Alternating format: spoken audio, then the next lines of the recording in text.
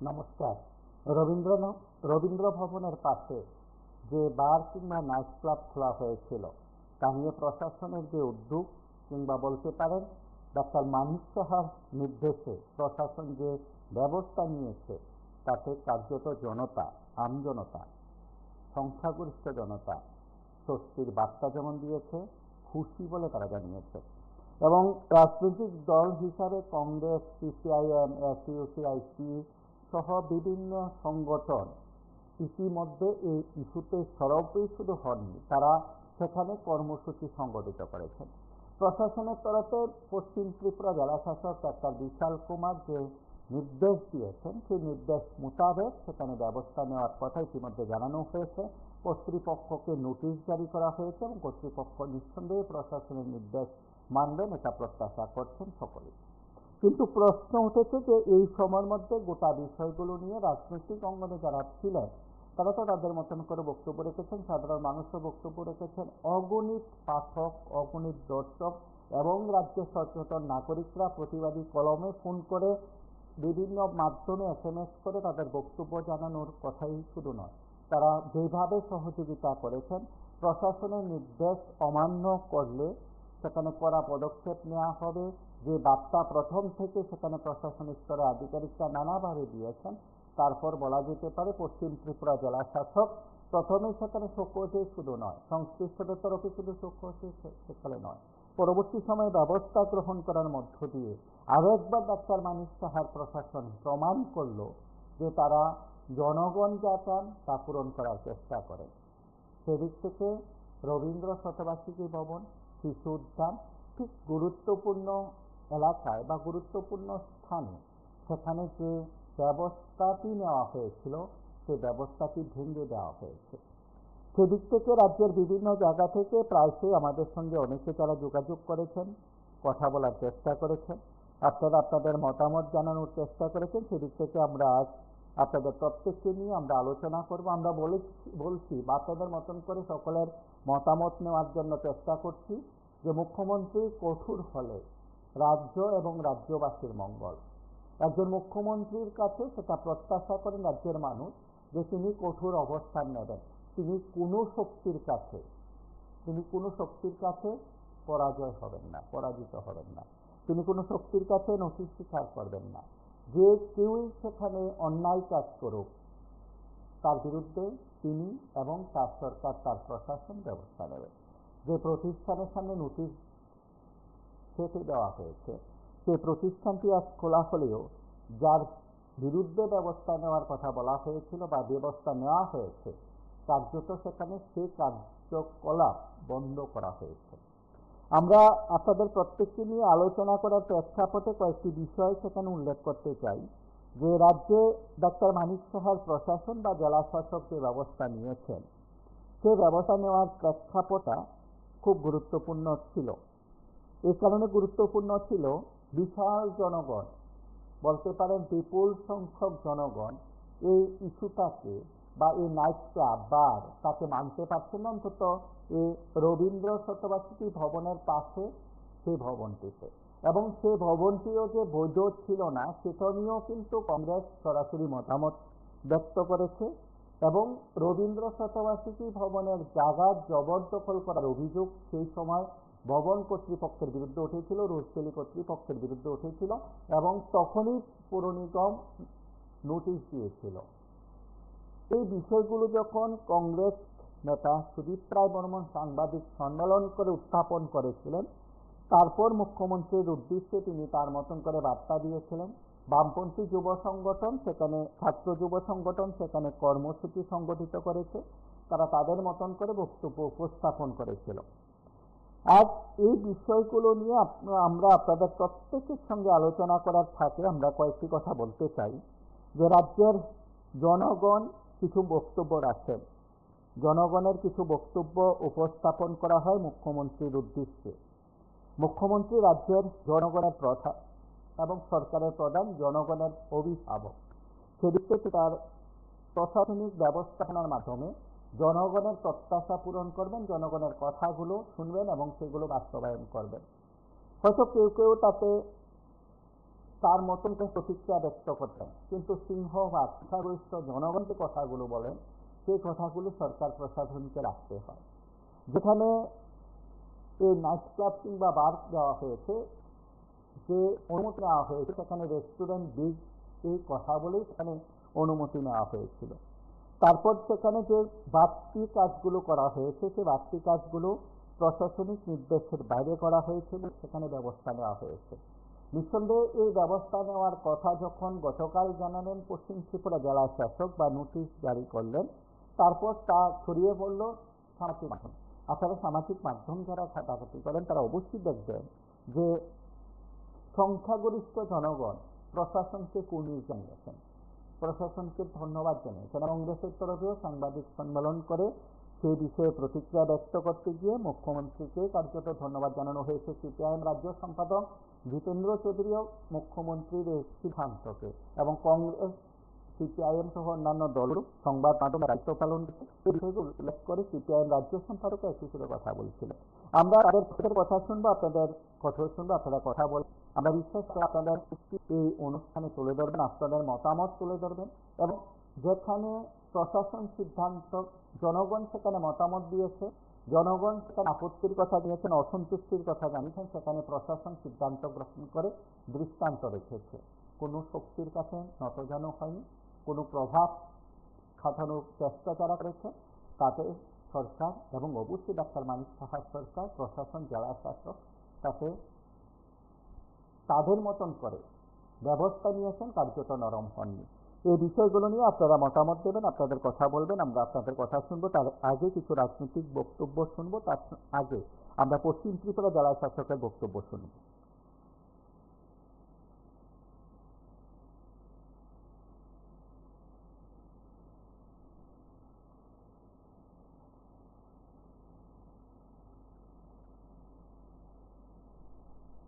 আমরা পশ্চিম ত্রিপুরা জেলা শাসক ডাক্তার বিশাল কুমার গতকাল যে নোটিশ জারি করেছেন, তারপর সংবাদ মাধ্যমের মুখোমুখি হয়ে তিনি তার প্রতিক্রিয়া ব্যক্ত করেছেন। তিনি তার প্রতিক্রিয়া কি বলছেন আমরা একবার শুনব।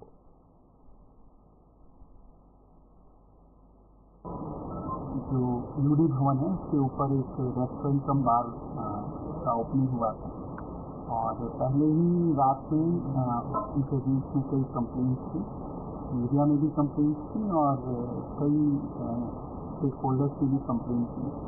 उसके बाद गवर्नमेंट के इंस्ट्रक्शन से उसमें पूरी इंक्वायरी की, और इंक्वायरी में पाया गया कि कई लॉज का, कई रूल्स का वायलेशन है, और वायलेशन के अगेंस्ट में उनको शोकोज भी किया गया, और शोकोज का जो रिप्लाई था और कंप्लीट हियरिंग की गई उसमें पुलिस एडमिनिस्ट्रेशन, सिविल एडमिनिस्ट्रेशन और साथ ही साथ जो इनके संचालक थे सबका इंक्वायरी की गई। और इंक्वायरी में भी जो वीडियो फुटेज देखी है और जो अरेंजमेंट हमने रूल्स रेगुलेशंस का पूरा डिटेल एनालिसिस करी, उसमें वायलेशन मिला, और उस बेसिस से डिस्ट्रिक्ट मजिस्ट्रेट के ऑफिस से, मानी कि मेरे ऑफिस से आज जो भी इनको लाइसेंस इशू किया गया था अप्रैल में, उसको तुरंत प्रभाव से कैंसिल कर दिया गया। तो अब किसी भी तरह का लिकर सर्व करना उस रेस्टोरेंट में वर्जित है, अलाउड नहीं है। और बाकी जो प्रोसीजर्स है, मानी कि सीजर ऑफ लिकर, वो तो हम लोग प्रोसीजर कर रहे हैं, और ये हमने उनको ऑलरेडी कम्युनिकेट भी कर दिया। मैं उम्मीद करूँगा कि नमस्कार के बाद लाइसेंसेज हम लोग इन लोगों को भी इशू करें। নমস্কার, কে বলছেন? কথা বলুন।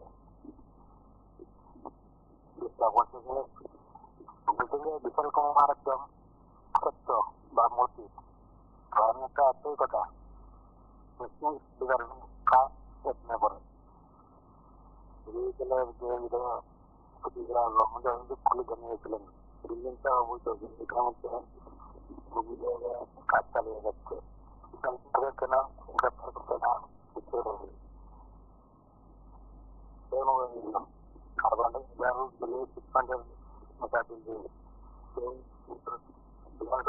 যখন বলছে আছে আমাদের বাধ্য ডাক্তার অনুমান করতে হলে ধন্যবাদ বের করে দেবেন, এটা না, আমাদের খুবই রহস্য থাকতে পারে। উনি হলেন সবচেয়ে বড় কালপিত বিশাল কুমার।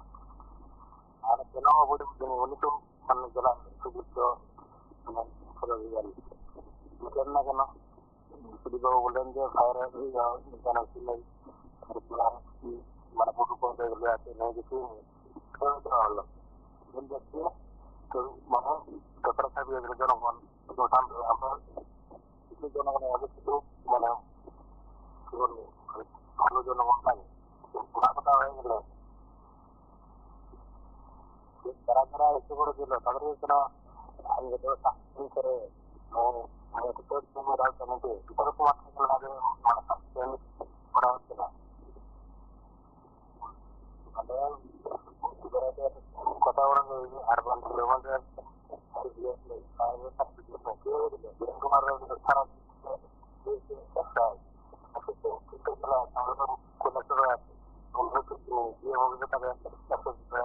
সারা যারা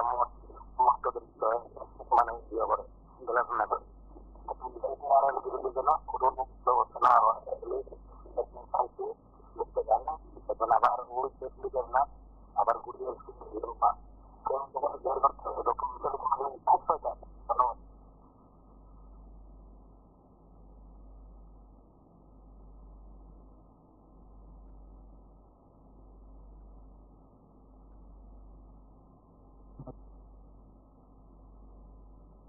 लाइसेंसेज हम लोग इन लोगों को भी इशू करते हैं, वो लाइसेंसेज के रेगुलेशंस को फॉलो करेंगे और सामाजिक परिवेश में इस सुविधा को आम आगे बढ़ेंगे। मतलब आगे भी वो लोग मतलब ये जो रात को जो ये जो डांस वगैरह ये सब फंक्शन जो मतलब गाने वगैरह जो भी होता था वो सब बंद हो गया। देखिए जो डांस का या गाने का जैसे उन्होंने उससे डीजे बुलाया था, इसका कोई परमिशन हमारे से नहीं दिया था और ना ही किसी भी प्रशासनिक इंस्टीट्यूशन से पुलिस वगैरह से लिया था।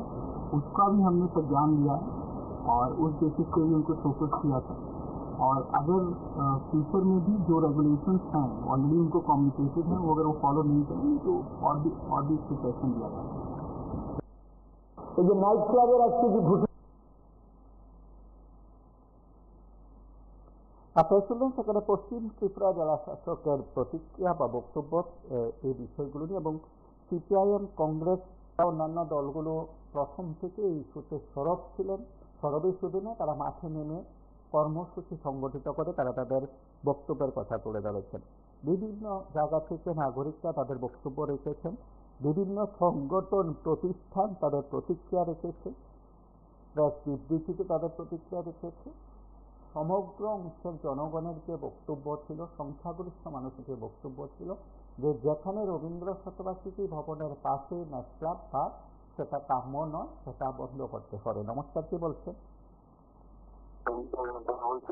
কথা বলুন। তার জন্য আমরা ধন্যবাদ। যারা অনুমোদন দিল, যারা উদ্বোধন করলো, যারা সমস্ত অনুমোদন ব্যতীত যে সমস্ত কাজ করলো তাদের প্রতি শাস্তিমূলক ব্যবস্থা করলো মাননীয় মুখ্যমন্ত্রী প্রশাসন। আমরা তারা দ্রুত তদন্ত আসায় না তাদের চতুর্থম শাস্তিমূলক বিধান অনুমোদন কি করে দেওয়া হইল, অনুমোদনের বাইরে কি করে কাজ করবে তার জন্য যাতে শাস্তির বিধান। আর প্রশাসন মানুষের প্রশাসন তাদের নিলেন আমরা যখন প্রচার চান্দাল দিয়া মানুষকে নিজের কাছে রাস্তাঘাটে পূজা চান্দা লওয়া যাবে না, জুলুম পূজা চান্দা নেওয়া জুলুম, আমরা যখন বাজারে পূজা চান্দা নেওয়া লুটপাট, এগুলো যাতে বন্ধ হয়, মানুষকে যাতে হয়রানি না হয়, প্রশাসন কাজে এবং কথা মুখ্যমন্ত্রী বললেন পূজা চান্দা নিয়ে জুলুম করা যাবে না। তারপর তার খাদ্য আছে, তার মাথাতে কতটা রোগ আছে যে পূজা চান্দালিয়া জুলুম করার জন্য মুখ্যমন্ত্রী সঠিক ভুল থাকে। আমরা এই যে আপনাদের মাধ্যমে মাননীয় মুখ্যমন্ত্রী বলবো এগুলো যুক্তি হচ্ছিলাম যাতে এই সমস্ত শহরের প্রতি কঠোর শাস্তি ব্যবস্থা করা হয়, মানুষকে যাতে হয়রানি না করা হয়, সেটুকুই বললাম।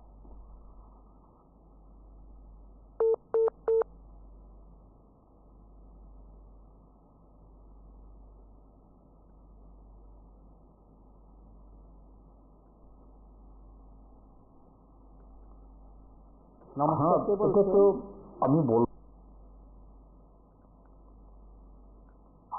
হ্যালো, কথা বলুন। বলছিলাম মুখ্যমন্ত্রী কঠোর হলে জনসাধারণ সত্যি, যদি সঠিক কঠোর হয় তাহলে জনসাধারণ সত্যি হওয়ার কথা। ওই আমরা তো সেই সত্যির কাণ্ড দেখে নাই। বিভিন্ন মুখ্যমন্ত্রী বলেছিল দুর্গাপূজা চাঁদা উপলক্ষে যদি জুলুমবাজি করা হয় তার বিরুদ্ধে কঠোর শাস্তি নেওয়া হবে। সেকেন্ড বাজার ভাঙচুর করা হলো। অমরপুরে উপজাতি কয়েকজন মেয়ে বুটো ভাড়া থাকতো, পড়াশোনা করতো, তার কাছ থেকে টাকার জুলুম করা হতো। সেগুলো কিন্তু কিছু ঘটেছে, আমরা দেখতাম। আমরা তার জায়গা দিয়ে দেখতাম না, বিজ্ঞান জগৎ থেকে দেখতাম। তো ছবি দিয়ে কিন্তু দেখাইছে এগুলি ঘটনাগুলি সত্য ঘটনা আমরা মনে করতে। বিভিন্ন জায়গাটা গাড়ি আটকে সেগুলি করছে। কতজনের শাস্তি হলো? সত্যি হতো দেখলাম যারা যারা এই ঘটনাগুলির সঙ্গে জড়িত তাদের শাস্তি হতো, মুখ্যমন্ত্রী কঠোর শাস্তি করেন, তাহলে জনসাধারণ সত্যি দেখত। যেমন আগরতলা যে নাইট ক্লাব করলো, সেই নাইট ক্লাব যদিও বন্ধ হয়েছে, যারা করলো তাদের মুখ্যমন্ত্রীর আদেশ ছাড়া, রাজ্যের অনুমতি ছাড়া, তাদের কি শাস্তি হলো? বন্ধ করে দিতে সেটা সঠিক, কিন্তু শাস্তি হওয়ার তো দরকার। যারা চক্রান্তকারী চক্রান্ত করে তারা কিন্তু শাস্তি হওয়া দরকার। যেমন ত্রিপুরাতে সুস্থ দুইটা ঘটনা চলে গেছিল, দুদিন একটু উত্তাপ দেখলাম, আমরা বাঙালি পিতামোটা, তাদেরও কিন্তু শাস্তি হওয়ার দরকার। যদি শাস্তি না হয় তারা কিন্তু বারবার এই ঘটনাগুলি করবো। তারা মুখ্যমন্ত্রী যদি কঠোর হয় তাহলে জনসাধারণ কিন্তু স্বস্তি হবে। যদি শাস্তি নেই তাহলে বোঝা যাবে যে হওয়া ঠিক আছে, মুখ্যমন্ত্রী কঠোর হয়েছে। তাদের ভাষা আমাদের মনে তো সেটা বিশ্বাস হয়নি। আমার সরকার দেখালাম আপনাদেরকে, কোনোটাই তো সঠিক বিচার করে করছি। তাহলে আমরা কিন্তু আশায় থাকবো মুখ্যমন্ত্রী কখন বিচার করবেন, আমরাও সেই স্বস্তির মধ্যে থাকবো। আরো ঘটনা আছে, শুধু এই ঘটনা কি, ঘটনা তো একটার পর একটা বহুত ঘটনা আছে। মুখ্যমন্ত্রী বিভিন্ন চক্রান্তমূলক ঘটনাগুলিও উনি স্বীকার করেননি। উনি বারবার একটি কথা বলেন, বাম আমলেই এর থেকে বেশি ঘটনা হয়েছে, তাইনের আমলে ভালো হয়েছে। বিভিন্ন জায়গাতেই আগে যখন একটা ভাষণ দিব তখন বাম আমলের সাহায্য একটু করেন। তো বাম আমলের সাহায্য করাটাই ঠিক, যেহেতু তাই বিরোধী দলের মুখ্যমন্ত্রী, তাইনের আমলটা সঠিক হওয়াটা উচিত ছিল। বাম আমলে অনেক গন্ডগোল হতো, তাইনের আমলে গন্ডগোল হয়েছে। তাইনের আমলে তো এই তো মিলোনিয়ার একটা লোককে মায়ের এই জন্য সেই নির্বাচনে তারা কিছু কথারে শিখতে মারলো, কিন্তু কোন বিরোধী তাদেরকে বিরোধী যারা মারলো তাদেরকে কোনো শাস্তি হলো? যদি শাস্তি হতো তাহলে আমরাও স্বস্তি পেতাম। বিভিন্ন গন্ডগোল কি একরকম,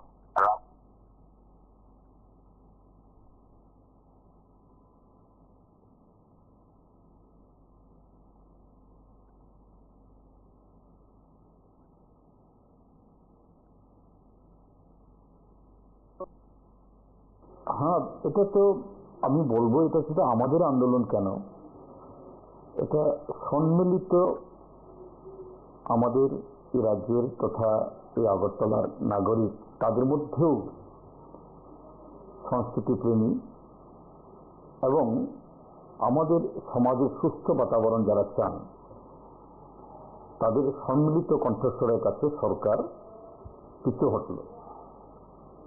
এবং এই জায়গায় অবশ্যই আমি যদি তো উল্লেখ না করি, এটা কি বলে এই ভুল হবে।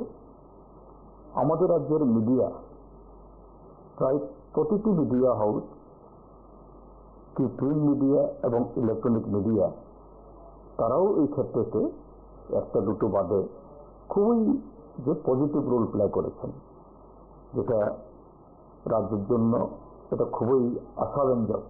এরকমভাবে যদি সম্মিলিতভাবে নাগরিকদের কণ্ঠস্বর মিডিয়াতে রিফ্লেক্টেড হয় এবং মিডিয়াও এরকম যখন পজিটিভ কোনো বিষয় উত্থাপন করে নাগরিকদের কাছ থেকে সেরকমভাবে যদি এটা প্রতিধ্বনিত হয়, তাহলে যে ধরনের সরকারই হোক, যে এটা বাতিল করার পর সরকার, বিশেষ করে তার প্রধান ডক্টর মানিক সাহা এবং আগরতলা মিউনিসিপ্যাল কর্পোরেশনের যিনি চেয়ারম্যান, তারা যেন আমরা কিছুই জানি না, তাদের যে এই কনসেন্ট ছাড়া তারা যদি এটা যে অবগত না হন, এটা হতে পারে। যাই হোক, এটা হয়েছে, আমরা খুশি। আমরা এই রাজ্যের সাধারণ মানুষের সাথে আমাদের পার্টি, আমাদের যুব সংগঠন, ছাত্র সংগঠন, নারী সংগঠন, তারা সকলেই সম্মিলিতভাবে এর সাথে যুক্ত হয়েছেন। এটা সার্বিকভাবে সরকার পিছু হটতে হলো, এটা খুবই আশাব্যঞ্জক দিক। এইভাবে আগামী দিনেও প্রতিটি যে জনবিরোধী আমাদের সচরাচর যে শিল্প, সাহিত্য, সংস্কৃতি, ঐতিহ্য, তার বিরোধী এরকম কিছু হলে এরকমভাবে যাতে মানুষ এগিয়ে আসেন, পথে নামেন, আমি সেটাই আশা করব। कुछ दिनों पहले আজকে যে ঘোষণা দেওয়া হয়েছে বন্ধ বন্ধ বন্ধ বন্ধ করার, নাইট ক্লাব বন্ধের যে ঘোষণাটা হয়েছে, এটা তো রাজ্যের, গতকালকে দেখলাম একজন মন্ত্রী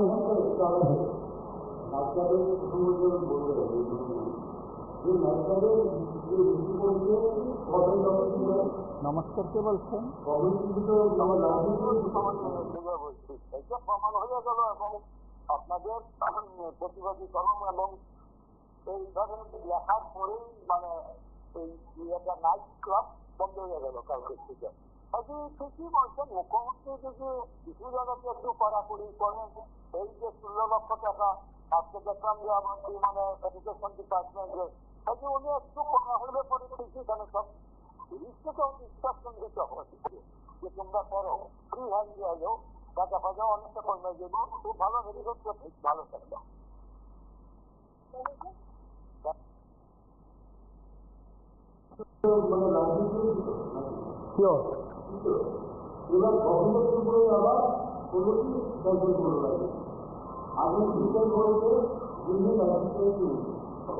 আমি এই দেখতে মাননীয় মুখ্যমন্ত্রীকে ধন্যবাদ জানাই যে উনি সিদ্ধান্ত নিয়েছেন। এই সিদ্ধান্তটা রাজ্যের মাননীয় মুখ্যমন্ত্রী রাজ্যের একটা বড় সংস্কৃতিমনা মানুষ, তাদের কথা যেমন বিবেচনা করেছেন, সাথে সাথে আমি বলবো এখানে যারা আইন ভঙ্গ করেছে, যারা এইখানে বেআইনিভাবে, কারণ আমাদের দলের পক্ষ থেকে সুদীপ রায় বর্মন বিধায়ক, উনি কতগুলি আইনগত প্রশ্ন উনি উত্থাপন করেছিলেন এবং দেখা গেছে এই প্রশ্নের জবাব এটা রাজ্য সরকারের তরফ থেকে আসেন। রাজ্য সরকার সেখানে একটা ওরা নোটিশ জারি করে, আমি বলছি নোটিশ জারি করে এই বিষয়টাতে ওরা তদন্ত করেছেন। তদন্তের পরিপ্রেক্ষিতে লাইসেন্স বাতিল করা হয়েছে। যে দপ্তর লাইসেন্স দিয়েছে, যে যারা এর সঙ্গে জড়িত, আমরা শুরুতেই বলেছি যে এটা বাতিল করা হোক। এখন বাতিল হয়েছে, আমি আবারও মুখ্যমন্ত্রীকে ধন্যবাদ জানাচ্ছি। কিন্তু যারা এটা ইস্যু করেছে, যে দপ্তরের সঙ্গে জড়িত, যে আধিকারিকরা জড়িত, তাদের বিরুদ্ধে শাস্তিমূলক ব্যবস্থা গ্রহণ করতে হবে। একটা দায়সারা প্রশাসন চলছে, কে মন্ত্রী, কে আধিকারিক, কে আমলা, এটা সবাই প্রত্যক্ষ করছে। তবে আমার এই বিষয়ে আমি একটাই কথা বলবো, যারা এর সঙ্গে জড়িত, এটা যে কেউ হতে পারে, তার বিরুদ্ধে আইন ডেফিনেটলি মিনিস্টার কি প্রসেসের ঊর্ধ্বে, মন্ত্রী কি প্রসেসের ঊর্ধ্বে নাকি? না, মন্ত্রী বাঁচানোর জন্য আমরা দায় নিয়েছি। যারাই এর সঙ্গে জড়িত থাকবে তাদের বিরুদ্ধে মুখ্যমন্ত্রী যেন আপনাদের কাছ থেকে বিষয়টা উত্থাপন করলাম। সে বিষয়ে অনেকে কথা বলছিলেন এবং রাজনৈতিকভাবেও সিপিআইএম, কংগ্রেস তাদের মতন করে বক্তব্য উপস্থাপন করেছিল, বামপন্থী যুব সংগঠন তারাও কথা বলছিল। কিন্তু একটি কথা খুব পরিষ্কার যে জনগণের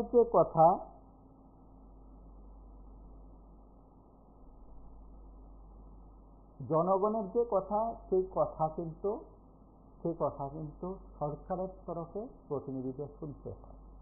এ কথাটা খুব জনবহুল বা গুরুত্বপূর্ণ এই কারণে বলা যে যারা বিভিন্ন সময় বিভিন্ন কথাগুলো বলেন, উপস্থাপন করেন, জনগণের কথাগুলো শুনতে হয় জনপ্রতিনিধিদের, সেক্ষেত্রে জনগণ স্বস্তি পান, সন্তুষ্ট হন। সেদিক থেকে বোধ হয় এই সময়ের মধ্যে রাজধানীতে যারাই যে দল করুক না কেন, যে দলের প্রতিনিধি হোক না কেন, তারা কি বিষয় উপস্থাপন করেছে সেই বিষয় সরকারের তরফে প্রতিনিধিরা শুনেছেন এবং কার্যত তা কার্যকর করেছেন। সেদিনের কর্মসূচি থেকে সিপিআইএম সহ বিভিন্ন স্তরের নেতৃত্ব কি বলছেন আমরা একবার শুনব। অমল চক্রবর্তী বলেছেন, আমি যেটা বলবো, প্রথম যে বক্তব্য আমার সেটা হচ্ছে, এখন যে আগরতলা পৌর নিগম যারা চালাচ্ছেন ভারতীয় জনতা পার্টি, এই পৌর নিগম কার্যত বলবো বাস্তবের মাটিতে পা দিয়ে এটা অবৈধ, এটা ভোটে নির্বাচিত হয়ে আসেনি। ভোট ডাকাতি করে, ভোট রিগিং করে এই পৌর নিগম কর্তৃপক্ষ ক্ষমতায় এসেছে। বিজেপি যারা করেন তারা আমার চাইতে বেশি জানেন, ভোটের মাধ্যমে এরা আসেনি। অতএব অগণতান্ত্রিক পথে স্বৈরাচারী কায়দায় ভোট চুরি, ভোট ডাকাতির মাধ্যমে তারা পুরসভায় এসছেন। অতএব এই পুরসভা থেকে আমরা কি ভালো আশা করতে পারি? আমরা কি আশা করতে পারি ভালো কিছু? শেষ বিচারে আমরা কিছুই ভালো আশা করতে পারি না। তার প্রমাণ স্মার্ট সিটির যে অফিস, এই ঠিক অফিসটার উপরে নাইট ক্লাব, অফিসটার উপরে মদ খেয়ে মারামারি। রবীন্দ্র ভবন ছেড়ে দিন, অমল দীর্ঘক্ষণ বলেছে এটা। রবীন্দ্র ভবনের মাহাত্ম্য বর্ণনা করার অন্তত আমার দিক থেকে আর প্রয়োজন আছে বলে আমি মনে করি না। শিশু Bihar, Tulsibati school, children's park, Sukanta academy, এই প্রতিষ্ঠানগুলো আমাদের সামনে। এই আবহ, এই পরিমণ্ডলের মধ্যে সামনেই দুর্গাবাড়ি, প্রেস ক্লাব, এই জায়গা দিয়ে আগরতলা শহরের হাজার হাজার লাখ লাখ মানুষ যাতায়াত করেন। রাত 9টা, 10টা, 10:30টার মধ্যে এই রাস্তা পর্যন্ত নেমে এসছে স্মার্ট সিটির যে অফিস, এই অফিসের মাথায় যে নাইট ক্লাব বসিয়েছে, সেই নাইট ক্লাবের মদ খেয়ে মারামারির দৃশ্য এখানে নেমে এসছে। আর কি বলা যেতে পারে? লজ্জা। আগরতলা পৌর নিগম কর্তৃপক্ষের সেই লজ্জা আছে কিনা আমি জানি না, আর জানবেই না কেন? লজ্জা নেই। থাকলে কি এটা করে? থাকলে এটা করেন। এখন তর্কের খাতিরে কেউ জিজ্ঞাসা করতে পারেন, বড় বড় শহরে কি নাইট ক্লাব হয় না? সেই বিতর্কে আমি যাচ্ছি না। আমার কথা হচ্ছে, আগরতলা শহর ছোট্ট জায়গা, আমরা জানি চিনি, নাগরিকদের মনোভাব, নাগরিকদের চেতনা, নাগরিকদের ভাবনা আমরা শ্রদ্ধা করি। তারা কিরকম সেটা আমরা জানি।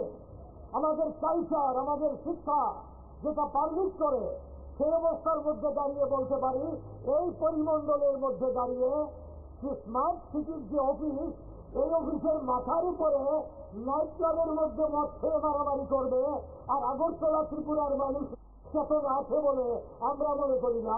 আমরা এটাকে ধিক্কার জানাই, আমরা বিরোধিতা করি, আমরা প্রতিবাদ করি। এইটা আমি প্রথম বলে নিলাম। আমরা দীর্ঘদিন ধরে আগরতলা বাধাই করা হচ্ছে। আগরতলার হরিগঙ্গার 2 পার বাধাই করছে পুরসভা, যাতে এই জলটা আরো স্থায়ী হয়। 8 ঘন্টা বৃষ্টি হলে হরিগঙ্গার জলে ডুবু অবস্থা, দোকানে জল, বাড়িতে জল, গোটা আগরতলার কথা ছেড়ে দিন। আমি মেইন সিটি আগরতলা পৌর নিগমের যেটা মূল অফিস, যেখানে দাঁড়িয়ে আছে, সেই অফিসে ঢুকার জোগাড় নেই। অথচ তারা 7 বছর আগে কি বলেছিল? আমাদের টাইম নেই, সামনের বছর আগরতলা শহরে জল থাকবে না।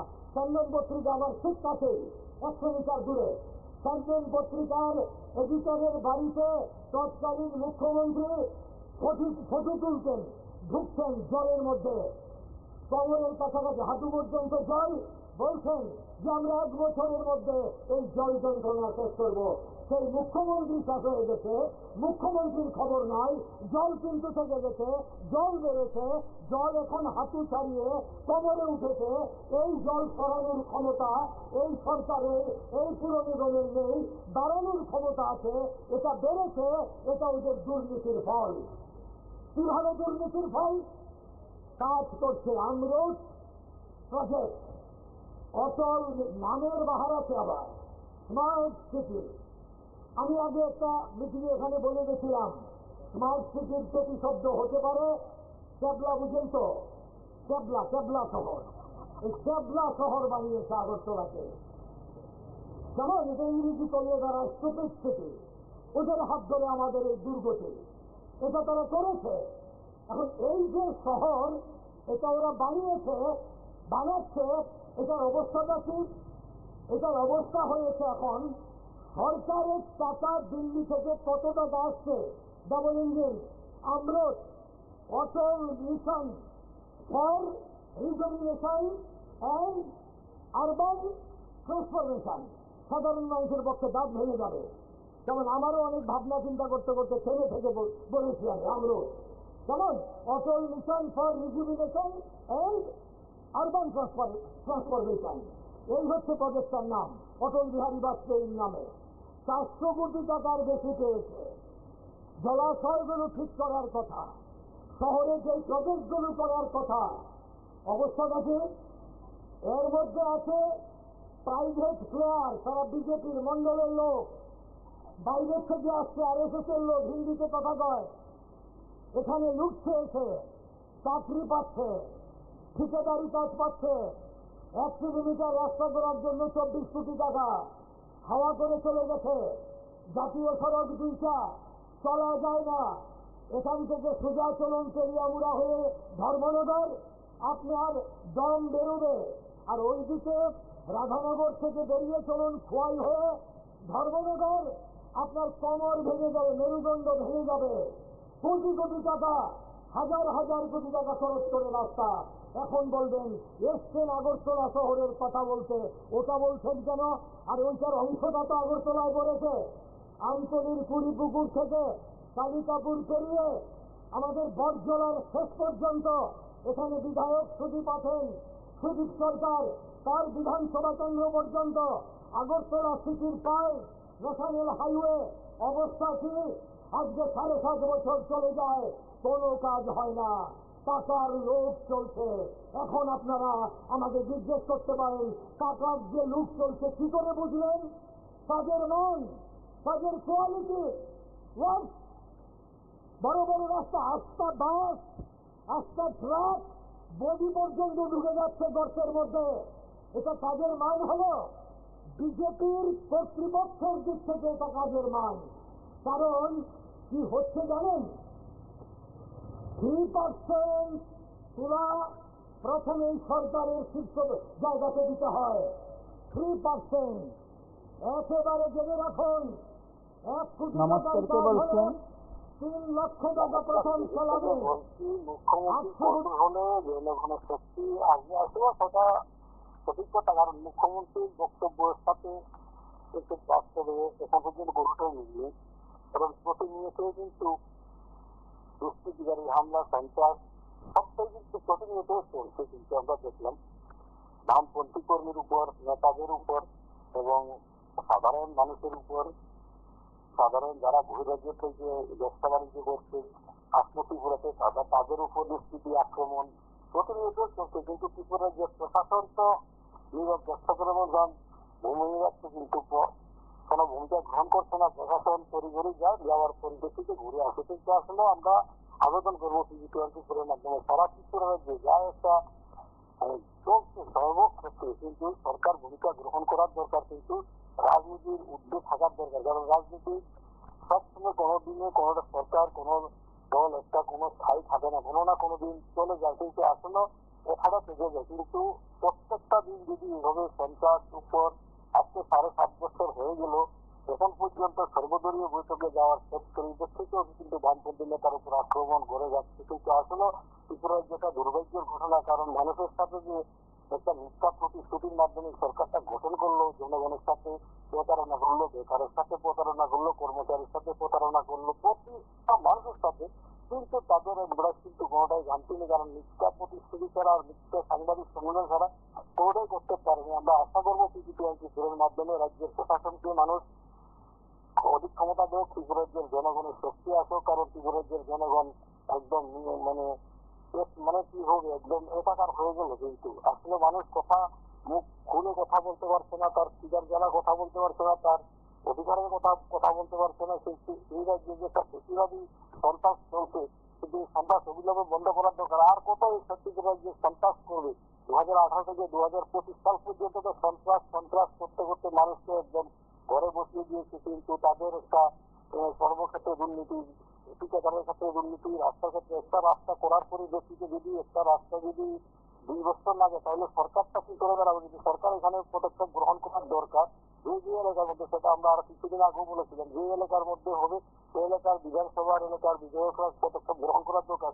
মাস মাস পর্যন্ত একটা রাস্তার কাজ চলছে, থাকানা উঠে যায় বৃষ্টিতে আসলে, কিন্তু সেখানে 10 লক্ষ টাকার কাজ হলে 1 লক্ষ 1.5 লক্ষ 1.5 লক্ষের মধ্যে শেষ হয়ে গেছে। কিন্তু এই যে প্রশাসন দেখা দরকার, মুখ্যমন্ত্রী সারা ত্রিপুরার যে কাজগুলো চলছে, যে মুখ্যমন্ত্রী সবকিছু ভালো করে জানে, কিন্তু আসলে প্রকাশ করে না, কিন্তু কোনো অ্যাকশন গ্রহণ করে না। আমরা দেখলাম বিগত দিনের বাম সরকারের আমলে রেজিস্ট্রিয়াল ইঞ্জিনিয়াররা প্রত্যেকটা ঢালাই ক্ষেত্রে থাকতো, মেকানিকের ক্ষেত্রে থাকতো, কিন্তু এখন কোনোটাই থাকে না।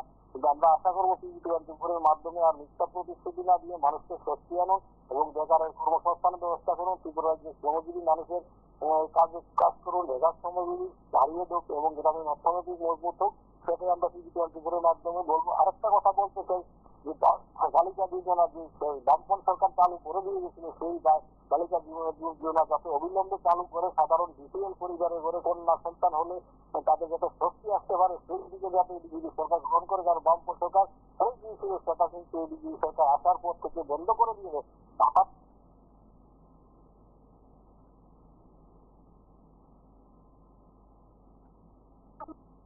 নেতা, বিধায়ক, চেয়ারম্যান, প্রধান এইরকম হয়ে মন্ত্রী পর্যন্ত আছে, সে কোন স্তরে টাকা পাচ্ছে সেটার তথ্য আমার হাতে নেই। কিন্তু মানুষ বলছে, খবরের কাগজ লিখছে, আমরা অনুভব করতে পারছি এই রাজ্যে তুলাবাজি ছাড়া কিছু হয় না। পার্সেন্টেজের অঙ্ক এখানে নেক্সাস তৈরি হয়েছে। একাংশ ঠিকাদার, একাংশ সরকারি আধিকারিক, আর একাংশ রাজনৈতিক নেতা, এই যে ত্রিভুজ তৈরি হয়েছে, তার কুফল আগরতলাতে আমাদের ভোগ করতে হচ্ছে। তার প্রমাণ এই স্মার্ট সিটি প্রজেক্ট। এই স্মার্ট সিটি প্রজেক্ট আজকে কিভাবে সুপিক সিটিতে পরিণত হচ্ছে এইভাবে। এখানে আজকে জেলগুলো যে তৈরি হচ্ছে দেখছেন, আপনাদের দৃষ্টি আকর্ষণ করে এই কর্তৃপক্ষ দেখতে পায় না। লজ্জাতে মাটিগুলি আছে তলে দেশে, সেগুলো তুলছে না। তার উপরে 2 দিকে পুরাতন দেওয়াল আছে, এই দেওয়ালের মধ্যে কয়েকটা গাঁথনি দিয়ে উপর দিকে তোলা হচ্ছে, তুলে রডের জাল সেখানে বেঁধে ঢালাই করে দেওয়া হচ্ছে। মনে হচ্ছে যেন রাস্তার জলটা আকাশের দিকে যাবে, উল্টো পথে বইবে, নিচের দিকে না গিয়ে, বা নিচে যেভাবে জল বাংলাদেশের দিকে যায় নিম্নগামী হয়ে, সেটা যেন হবে না। জল স্তরটাকে আরো তোলার জন্য এটা হচ্ছে। অবৈজ্ঞানিক ইঞ্জিনিয়াররা লেখাপড়া করে এসছেন, তারা জানেন না এমন না কি হচ্ছে অ্যালাইনমেন্ট, উঁচু নিচু আটা বাটা, কোন সৌন্দর্য আছে? দুর্গাপূজা 20 দিন বাকি, রাস্তাগুলির অবস্থা কি? বড় বড় গর্ত, বর্তলাতে যান, এক একটা গাড়ি পাস করতে কতক্ষণ লাগে? ট্রাফিক বর্তলাতে আছে, কখন থাকে? বেলা 2টা থেকে 4টা, যখন গাড়ি নাই। বর্তলাতে ট্রাফিক কখন নাই? ট্রাফিক নাই 9:30 থেকে 10:30, ট্রাফিক নাই। আমি কি করে জানলাম? আমার বাড়ি সেখানে। প্রতিদিন আমি 9:30 থেকে 10টা বরতলা পাস করি, নোট রাখে। ট্রাফিক যারা আছেন তাদের দোষ দিয়ে লাভ নেই, 2-4 জন দাঁড়িয়ে থাকেন, একটু নমস্কার, কে বলছেন? পারবেন না। এখানে যে মেইন করার কথা, মেইন নির্বাচনী জয়লাভ করে কোন দল যখন সরকার গঠন করে তখন সরকার প্রধান আমজনতার গার্জিয়ান। আমাদের রাজ্যের মুখ্যমন্ত্রী মানিক সাহাকে ধন্যবাদ জানাচ্ছি, তিনি নিরপেক্ষ নীতি অবলম্বন করে রাজ্য পরিচালনা করছেন। আমরা আশা রাখছি ওনার নেতৃত্বে আগামী দিনকে বেশিরভাগ উন্নত সাফল্যের সাথে নমস্কার।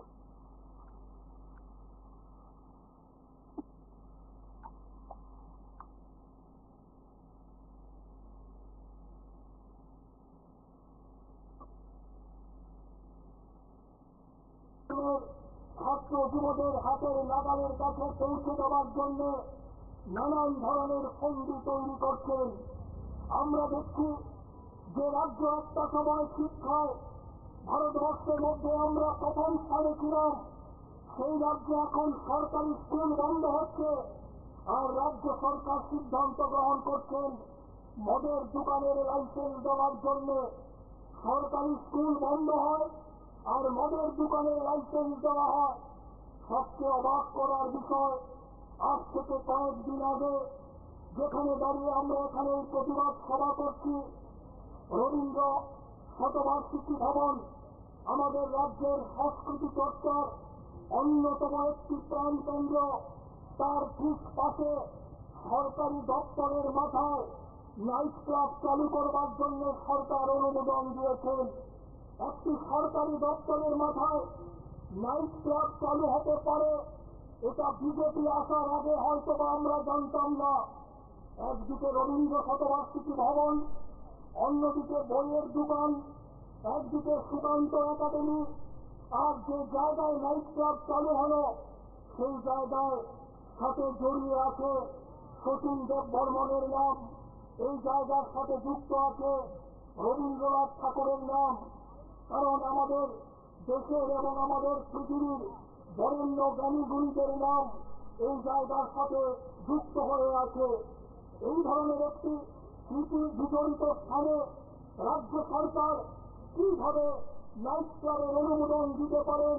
হ্যাঁ, যদি সভ্যতা এবং সংস্কৃতির আধুনিকীকরণের নামে নাইট ক্লাব চালু করতে হয়, এটা অন্যত্র হতে পারে, কিন্তু রবীন্দ্র স্মৃতি বিজড়িত এই জায়গায়, রবীন্দ্র শতবার্ষিকী ভবনের প্রাণকেন্দ্রে এই ধরনের একটি নাইট ক্লাব চালু হতে পারে, এটা আমরা মনে করি রাজ্যবাসী হিসাবে আমাদের কাছে অত্যন্ত লজ্জার। আমরা মনে করি একটি নির্বাচিত সরকারের কাজের অগ্রাধিকারের ক্ষেত্র হওয়া উচিত ছিল শিক্ষার ব্যবস্থা করা, কর্মসংস্থানের ব্যবস্থা করা, নেশার হাত থেকে রাজ্যের যুব সমাজকে রক্ষা করা। আমরা বিভিন্ন জায়গায় বক্তব্য রাখতে শুনি মুখ্যমন্ত্রী নাকি উদ্বিগ্ন, কারণ আমাদের রাজ্যে নেশার রমরমা চলছে। উত্তর পূর্বাঞ্চলের মধ্যে আমাদের রাজ্য ত্রিপুরা নেশার ক্ষেত্রে সামনের সারিতে আছে, অথচ সেই সরকারি সিদ্ধান্ত গ্রহণ করছে নাইট ক্লাব চালু করবার জন্য। এটা সরকারের দ্বিচারিতা। সরকার ইচ্ছা করেই মানুষকে ভুল পথে পরিচালিত করতে চাইছেন, মানুষকে বিভ্রান্ত করতে চাইছেন। কিন্তু আমরা বিশ্বাস করি ত্রিপুরার যারা সুনাগরিকরা আছেন, যারা রাজ্যের ঐতিহ্য, সভ্যতা, সংস্কৃতিকে রক্ষা করতে চায়, মূল শিকড়কে রক্ষা করতে চায়, তারা সরকারের এই স্বৈরাচারী অগণতান্ত্রিক সিদ্ধান্তের প্রতিবাদে সোচ্চার হবেন এবং আগামী দিনে আমরা রাস্তায় নেমে আরো বৃহত্তর লড়াইয়ের মধ্য দিয়ে সরকারকে আমরা বাধ্য করাবো এই জায়গা থেকে নাইট ক্লাব যেন অন্যত্র স্থানান্তরিত করা হয়। তার জন্যই আমরা 4টি বামপন্থী ছাত্র যুব সংগঠন এই প্রতিবাদ কর্মসূচিতে আমরা মিলিত হয়েছি। আপনারা শুনলেন সেদিন যারা এই দাবিগুলো উত্থাপন করেছিলেন, সিপিআইএম হোক, কংগ্রেস হোক কিংবা বামপন্থী ছাত্র যুব সংগঠন হোক, যারা যে দাবিগুলো সেদিন করেছিলেন বা বিভিন্ন সংগঠন তাতে এগিয়ে এসছে, আগরতলার বিভিন্ন সংগঠন, সংস্কৃতি সমন্বয় কেন্দ্র থেকে শুরু করে বিভিন্ন প্রতিষ্ঠান বিষয়গুলো নিয়ে তাদের বক্তব্য জোরালো করেছে। অবশেষে প্রশাসন সেই বক্তব্যকে কার্যত সম্মান দিয়েছে। আপনারা যারা রাজ্যের বিভিন্ন জায়গা থেকে বিষয়গুলো সম্পর্কে জেনেছেন, অবগত হয়েছেন, তারা অনেকেই এই সময়ের মধ্যে এই কথাগুলোই বলছেন। আমরা সেদিক থেকে আপনাদের প্রত্যেককে নিয়ে আলোচনার বিষয়বস্তু হিসাবে উপস্থাপন করলাম আজকের এই প্রেক্ষাপট, যে প্রশাসনের কাছে জনগণ যে কথাগুলো বলেন, জনগণের যে বক্তব্যগুলো তারা তুলে ধরেন, সেই বক্তব্যগুলো প্রশাসন সেই বক্তব্যগুলো শুনে। অনেক ক্ষেত্রে সেটা হয়তো প্রমাণ নাও হতে পারে, কিন্তু অনেক ক্ষেত্রে হয়। এবং আগরতলার অধিকাংশ নাগরিক বা সিংহভাগ নাগরিক এই বিষয়গুলো নিয়ে বরাবরই তাদের আপত্তির কথা জানিয়েছেন, তাদের অভিযোগের কথা জানিয়েছেন। সেদিক থেকে পশ্চিম ত্রিপুরা জেলা শাসকের নির্দেশ কিংবা নোটিফিকেশন ইতিমধ্যে তা কার্যকর হয়ে গেল, তা প্রকাশ পেয়েছে। আর একবার বোধ হয় রাজনৈতিক দলগুলো যারা বিরোধী শিবিরে আছেন তারাও রাজ্যের মুখ্যমন্ত্রীকে ধন্যবাদ জানিয়েছেন, ইতিমধ্যে আপনারা শুনেছেন। এবং সিপিআইএম রাজ্য সম্পাদক জিতেন্দ্র চৌধুরী সামগ্রিক বিষয়গুলো নিয়ে কি বলছেন আমরা আর একবার শুনব।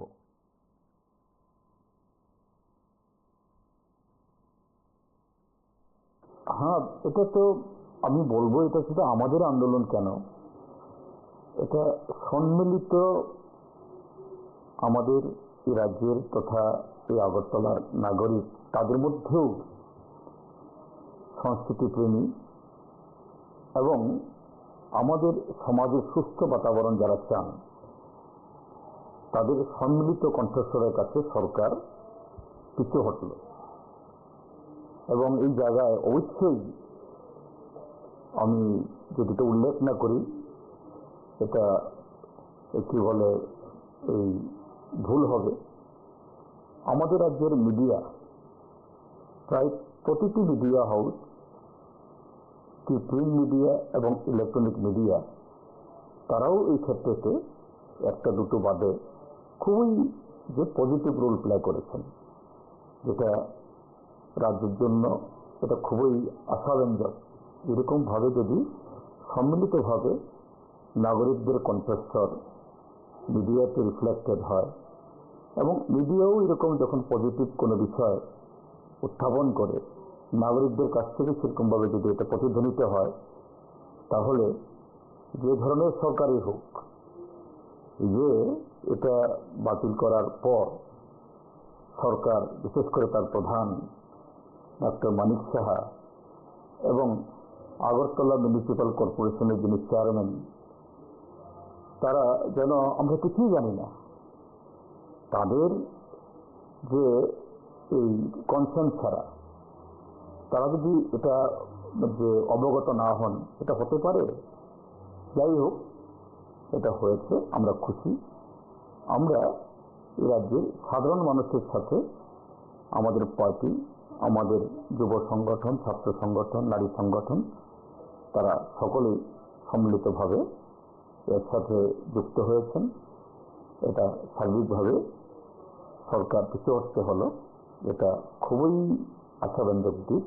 এইভাবে আগামী দিনেও প্রতিটি যে জনবিরোধী আমাদের সচরাচর যে শিল্প, সাহিত্য, সংস্কৃতি, ঐতিহ্য, তার বিরোধী এরকম কিছু হলে এরকমভাবে যাতে মানুষ এগিয়ে আসেন, পথে নামেন, আমি সেটাই আশা করব। कुछ दिनों पहले जो यूडी भवन है उसके ऊपर एक रेस्टोरेंट कम बार का ओपनिंग हुआ था, और पहले ही रात में इस अगेंस्ट में कई कंप्लेंट्स थी, मीडिया में भी कंप्लेंट्स थी और कई स्टेक होल्डर्स की भी कंप्लेंट थी। उसके बाद गवर्नमेंट के इंस्ट्रक्शन थे, उसमें पूरी इंक्वायरी की गई और इंक्वायरी में पाया गया कि कई लॉज का, कई रूल्स का वायलेशन है और वायलेशन के अगेंस्ट में उनको शोकोज भी किया गया और शोकोज का जो रिप्लाई था और कंप्लीट हियरिंग की गई police administration, civil administration.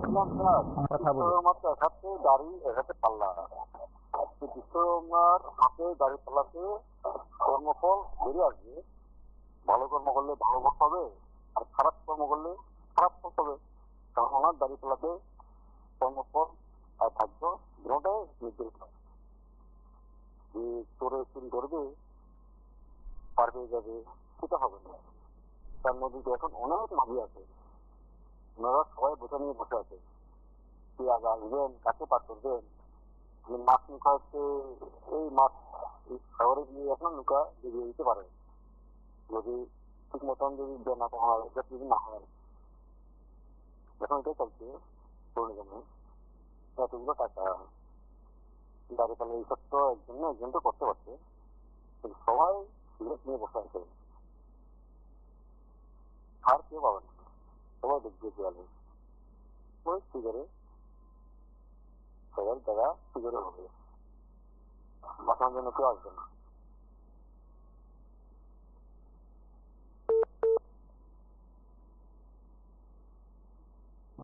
Civil administration और साथ ही साथ जो इनके संचालक थे सबका इंक्वायरी की गई, और इंक्वायरी में भी हमने जो वीडियो फुटेज देखी है और जो अरेंजमेंट हमने रूल्स रेगुलेशंस का पूरा डिटेल एनालिसिस करी, उसमें वायलेशन मिला। और उस बेसिस पे डिस्ट्रिक्ट मजिस्ट्रेट के ऑफिस से, माननीय मेरे ऑफिस से आज जो भी इनको लाइसेंस इशू किया गया था अप्रैल में, उसको तुरंत प्रभाव से कैंसिल कर दिया गया। तो अब किसी भी तरह का लिकर सर्व करना उस रेस्टोरेंट में वर्जित है, अलाउड नहीं है। और बाकी जो प्रोसीजर्स है, मानी प्रोसीजर ऑफ लिकर, वो सब हम लोग प्रोसीजर कर रहे हैं, और ये हमने उनको ऑलरेडी कम्युनिकेट भी कर दिया है। मैं उम्मीद करूँगा कि बाकी जो बार या लाइसेंसेज हम लोग इन लोगों को भी इशू करते हैं, वो लाइसेंसेज के रेगुलेशंस को फॉलो करेंगे और सामाजिक परिवेश में इस सुविधा को आम आगे करेंगे। मतलब आगे जो वो लोग, मतलब ये जो रात को जो ये जो डांस वगैरह, ये सब फंक्शन, जो मतलब गाने वगैरह जो भी होता था वो सब बंद हो गया।